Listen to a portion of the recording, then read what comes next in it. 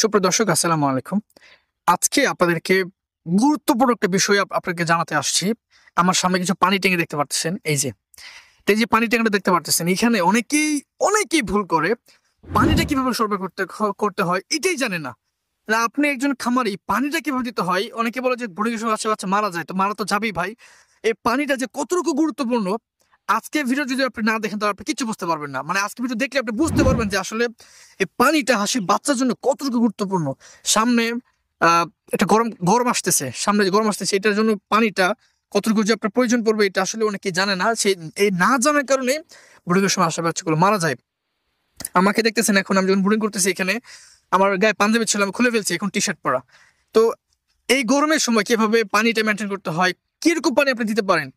যদি আপনি খারাপ পানি ব্যবহার, আজকে আমরা দুইটা সেক্টরে কথা বলবো। যদি আপনি ভালো পানি দেন তাহলে আসলে বাচ্চার কিরকম গায়ে কিরকম প্রভাব পড়তে পারে সেটা জানাবো। আর যদি আপনি খারাপ পানি দেন কিরকম হাসির গায়ে প্রতিক্রিয়া সৃষ্টি হতে পারে আমরা সেটা ইনশাল্লাহ জানাবো।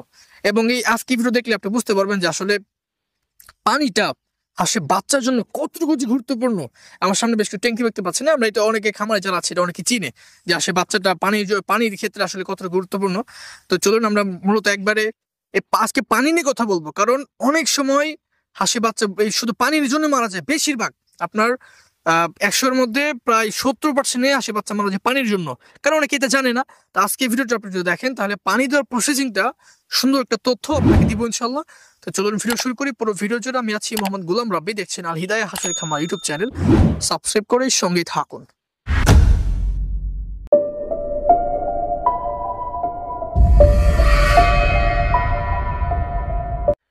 তো দর্শক, প্রথমে আমি আপনাকে বলতে চাই সেটা হলো গিয়ে হাঁসের জন্য পানি গুরুত্ব।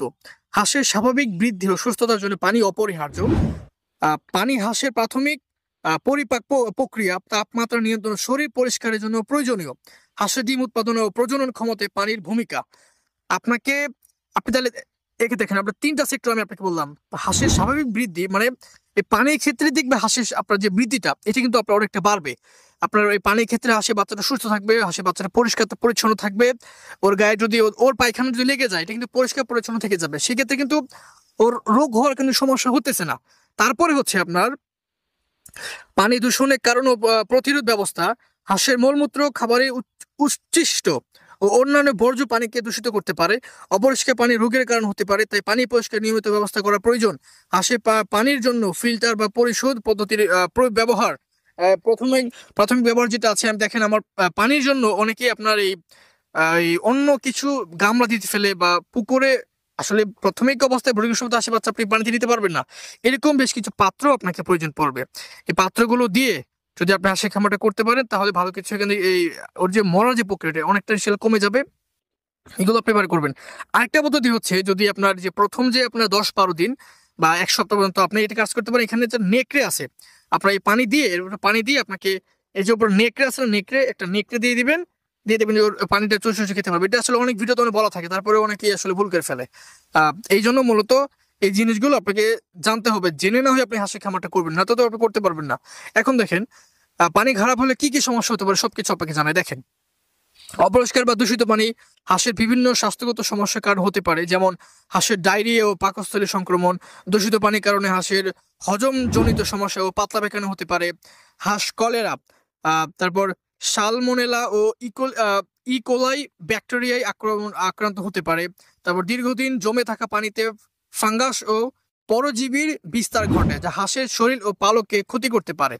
প্রায় সময় আপনারা অনেকেই বলেন যে ভাই আমার হাঁসের বাচ্চাটা তো এই বোরিং করতেছি, হাঁসের পালক তো পড়ে যাচ্ছে। আপনি দেখেন যে পানির জন্য আপনি যদি বারবার গায়ে পানি পড়ে সেই জন্য সমস্যা হতে পারে। এবং এই বাকিটা আপনি দেখেন তাহলে বুঝতে পারবেন ইনশাল্লাহ। দূষিত পানি থেকে হাঁসের ফুসফুসে ইনফেকশন হতে পারে, যার ফলে হাঁস দুর্বল হয়ে যায়। পানি দূষিত হলে হাঁস স্ট্রেসগ্রস্ত এবং হয় এবং ডিম উৎপাদন কমে যায়।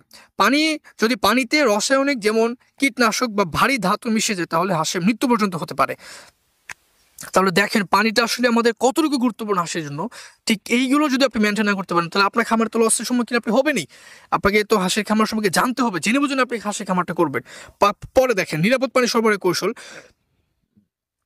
হাঁসের পানির ট্যাঙ্ক বা পাত্র প্রতিদিন পরিষ্কার করা, প্রতি সপ্তাহে পানির গুণমান পরীক্ষা করা, হাঁসের জন্য জীবাণু মুক্ত ও ফিল্টার করা পানি ব্যবহার করা, হাঁসের পানির উৎস দূষণমুক্ত রাখতে নোংরা ও আবর্জনা পরিষ্কার রাখা, প্রয়োজনীয় পানিতে হালকা পরিমাণে পটাশিয়াম বা পারম্যাঙ্গানেট বা ব্লিচিং পাউডার ব্যবহার করা, পরিমাণ বুঝে আর কি এটা।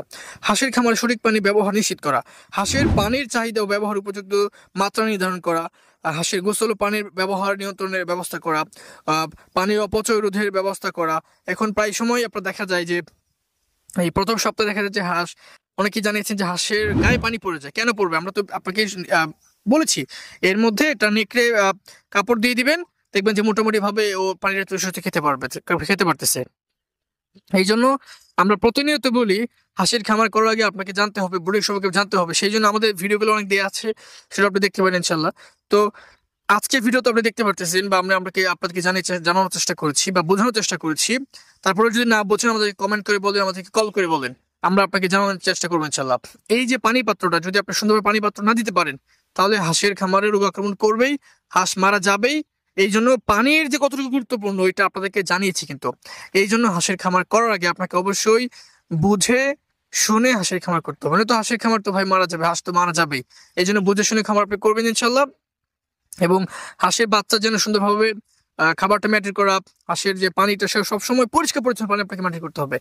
আপনার ময়লাযুক্ত পানি, আপনি আয়রনযুক্ত পানি আপনি দিবেনই না, হাঁসের বাচ্চার জন্য লিভারের ক্ষতি হতে পারে।